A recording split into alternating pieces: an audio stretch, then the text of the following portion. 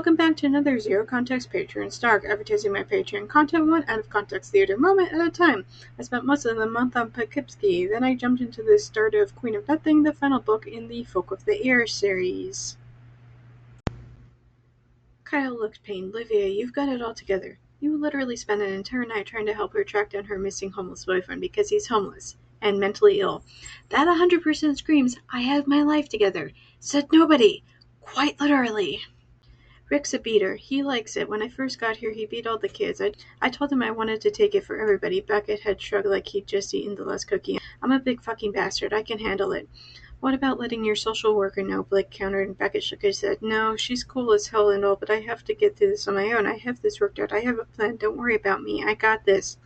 I would say that this was a commentary about the series of abusive homes that Beckett had flowed through, but honestly, I doubt that the author had thought that much about the story. She wanted to give them all the tragic backstories, and this was literally the only thing that she could think of. In this case, is seriously not that deep.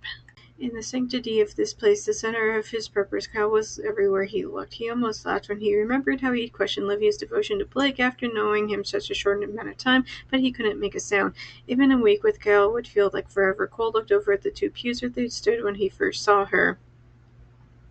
Maybe there's some arguments to be made about the entire love at first sight thing, but coming from this book with literally zero chemistry between the two leads, the side romance feels forced and fake. When she heard her name shouted behind her, she recognized the voice before she could hope it was Blake. Chris. He hustled down the platform steps, holding a bouquet of red roses in a black velvet box. Oh, crap.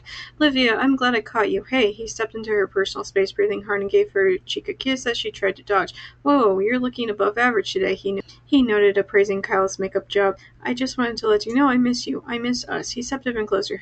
His cologne now seemed chokingly strong. He started in with the crude baby talk he considered soft. Come on, sweet baby, let me into your silky hole again. You know you want me. The flowers are good. Him showing up with another freaking ring is not good. Him saying that the only thing he misses about her is her lady business is so awful. Satan writing him up to ask him if he's looking for a job. What else does this contain? Cal gave him the smell that had so often gotten her out of trouble. It's hairy buffalo. I ain't drinking nothing that contains the word hairy. But Eve wanted something tangible, something to blister her skin a bit, to match her soul. She was allowing herself to think of her past, which is a rare indulgence. In the context of a fanfic, yes, cut away from Edward and Bella did talk about Rosalie, but holy guacamole on toast, Batman, this does not translate at all to an original series. It frustrates me to no end that the only apparent thing the author did was to change all the names, and then she called it a day.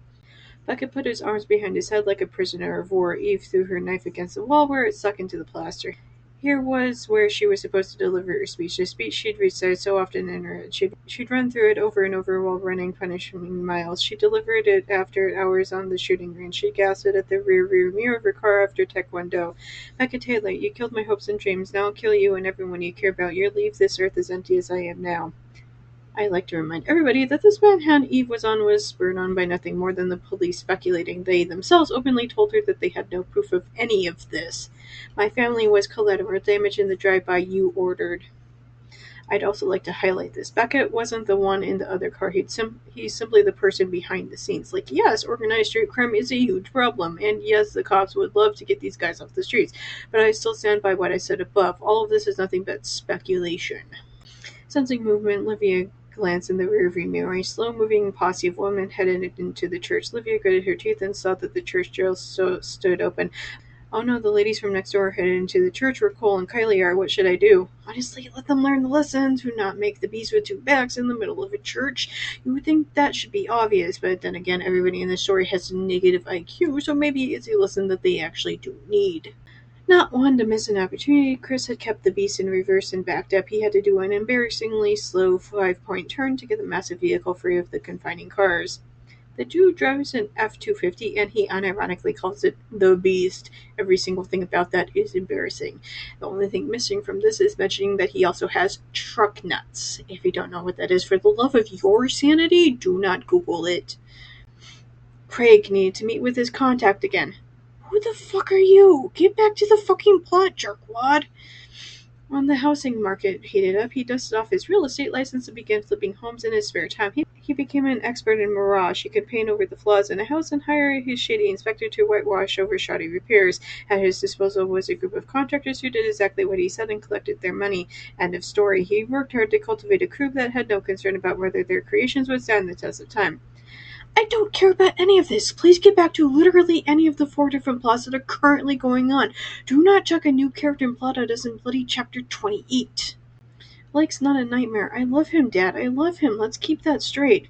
I don't know why I'm surprised that we're literally getting it, but Daddy, I love him scene. Although, I'm not gonna lie, I'm kind of on Jot's side about this. His daughter is with a man who thinks his skin is made out of glass. He refuses to work and lives at the train station.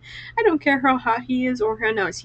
He needs to be on some serious meds and get into some intensive therapy before anybody should consider having a long-term relationship with him. Hobo on road. Hobo still on road. Lost hobo. Found hobo. Smiley face. I had to read this, and so do you. Yes, the emoji was in the actual text. Under different circumstances, I might think she'd overdosed, but the paramedics on the scene felt she'd been attacked. There were signs of serious struggle in the church.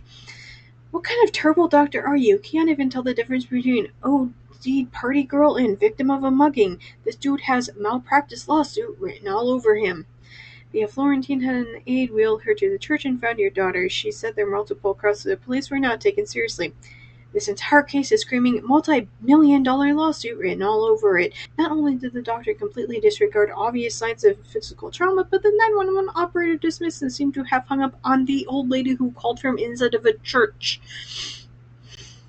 At this point, the rest of the police force shows up to support John, despite the fact that half of the flipping city is currently on fire thanks to all this gang nonsense going on. But sure, let's go to the freaking hospital for somebody that the doctors say is perfectly okay.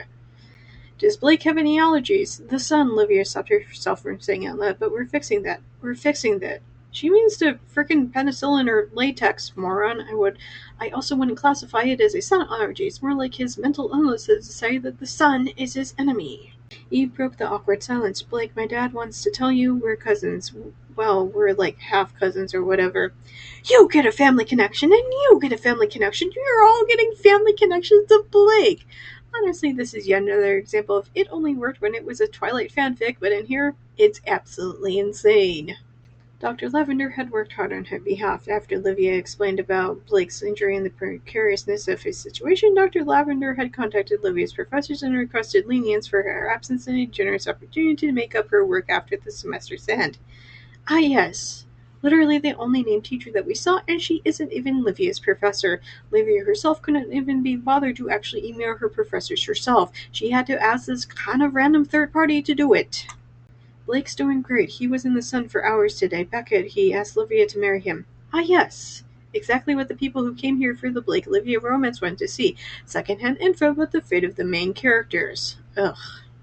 As the applause quieted down, a single loud voice came from the back of the crowd. What's the problem here? Let me through! An elderly man with a horrible comb-over pushed his way through the spectators. Olivia and Blake's eyes widened. Homeless humper, she mouthed silently.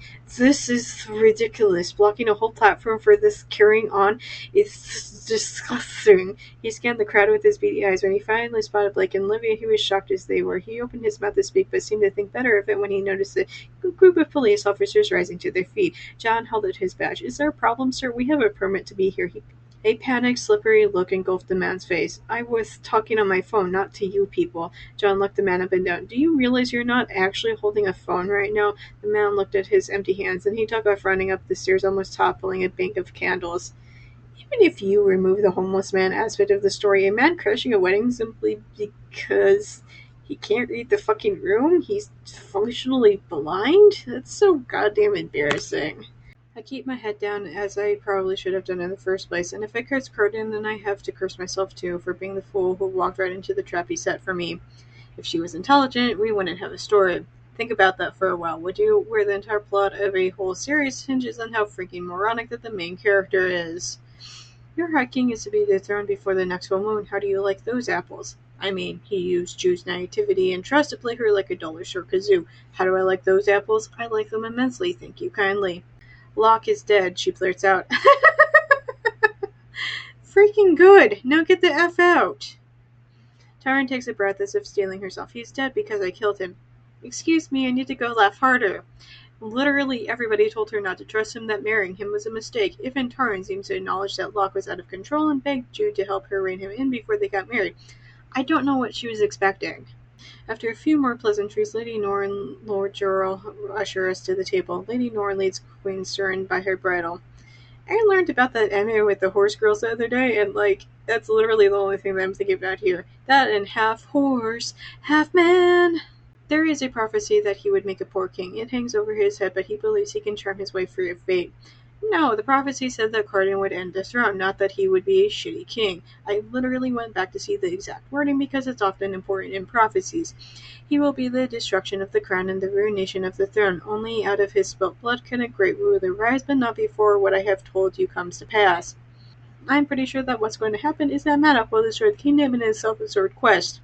And at the end of it, Cardan will willingly hand Oak the crown before Cardan and Jude go skipping off into the sunset. Cardan was petted and fed wine and adored, then forgotten, but for all that, if he was bad with her, she was worse without her. They were cut from the same cloth. Is he cut from the same cloth because his mother was Lady Asha and he inherited her personality, or is he like this because of the cruel way that his mother treated him as a child? Cocking his arm back, he backhanded me into the snow. You were always good, he says, looking down at me, just never good enough. He's right. I learned a lot about swordplay from him and from the ghost, but I didn't study it for the better part of an immortal life. Even if you remove the part about them being fairies from this, he's still the equivalent of, a 40 or 50-year-old man? She's, 18 or 19 by now? That age gap alone means that she's never going to be as good as he is. At dinner with the High King, says Tatterfell, this one didn't want to go, so he had a tray sent up. She injects the words with a familiar disapproval. I'm sure she thinks rejecting the honor of royal company is a sign that Oka is spoiled. I think it's a sign he's been paying attention. I think it's a sign that he's a goddamn 10-year-old and finds political dinners boring as anything. My plans were made in haste, and perhaps I was a little annoyed. I thought it would pacify Queen Orla, at least until all the promises were finalized in the treaty. By the time you guessed the answer, the negotiations would be over. Think of it. I exile Jutiarte to the mortal world, until and unless she is pardoned by the crown. He pauses, pardoned by the crown, meaning by the king of fairy, or its queen. You could have returned any time you wanted. Oh. It wasn't an accident, his choice of words. It wasn't fallacious. It was deliberate, a riddle made just for me. You have to remember that she's really fucking stupid. His tail lashes back and forth, the feared urn stroking over the back of my calf. Why? Why? When Queen Mab died, Maddox says, drawing the sword from his back, it gleams with the reflected candlelight. The palace is built on her burrow, and while her remains are gone, her power lives on in the rocks and the earth there. This sword was cooled in that earth, the hilt set with her stones. Grimson says that it can shake the firmament of the isles. Cunning glances toward the shadows where the archers are positioned. You were my guest until you drew your very fancy sword. Put it down and be my guest again. Put it down, says Maddox. Very well. He slams it into the floor of the burrow. A thunderous sound rocks the palace, a tremor that seems to go through the ground beneath us. The folk scream. Grimson cackles, clearly delighted with his own work. A crack forms on the floor, starting where the blade punctured the ground, a fissure widening it as it moves toward the dais, splitting the stone. A moment before it reaches the throne, I realize what's about to happen and cover my mouth. Then the ancient stone of Elfheim clacks in the middle. Its flowering branches turn into splinters, its seed obliterated. Sap leaks from the rupture like blood from a wound. Something, destruction of the throne. Exactly as predicted, and exactly as I predicted. It wasn't because Cardan himself was a bad king, but rather this destruction was caused by bad players who wished to use and abuse Cardan. Join my Patreon as a free member to access all of the same amazing content you love on Tumblr. However, for only $1 a month, you can join my Patreon and unlock all of this month's book snark, as well as early access to my free daily snark. I'll see you next month, guys.